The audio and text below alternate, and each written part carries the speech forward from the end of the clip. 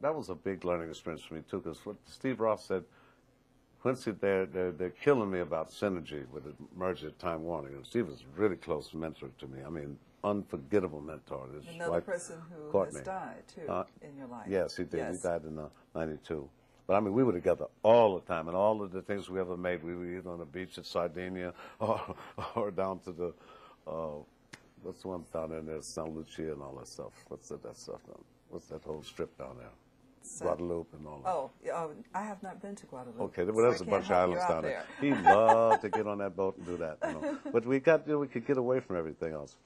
And he said, help me out with the synergy. I said, well, I got a great idea for a magazine, but I don't know anything about magazines. He said, we'll go see Jim Stoley and this guy McManus and the guys at Gil Rogan, who were the masthead guys at People in Time. And so I went up there, and, you know, it was about a rap, it was about a hip-hop magazine, really.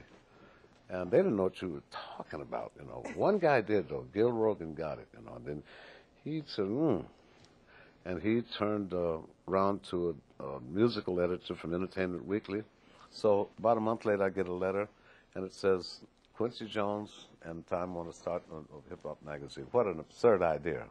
And in 5 pages, he turned it around and said, let's do it next week. Yes. You know, let's do it now. And Jerry Levin came in and said, let's do a wet test. I didn't know what the hell that meant. You know? But you did it. Right. And that's like $1 million sample. They do one issue and put it out there to do all the testing and everything. And we had the right stuff, you know. And we expanded it to an urban magazine, so it wasn't just hip-hop, because a lot of people were trying to say, buy the source and do this and stuff like that. I never wanted to do that. They say that all the time, and David Mays, but I never wanted to do that. Russell Simmons wanted to do that, you know. Yes. And it probably was a logical idea, but I know when people create something, it's their baby, and they get territorial about it. And I don't want to be in something territorial, you know, your own territory. Yes, exactly. And so with all of those great people, Daniel Smith and Jonathan Van Meter, Keith Klingscale, Emil Wibbekin, all those beautiful people back there, they brought that baby home because they were going to close us down after the 3rd year. And the guy's my partner now, was in the Time Life Ventures, Bob Miller. He said, no matter what happens, he and a guy named Butcher Scully said, no matter what happens, you can't turn it around. It's like a battleship.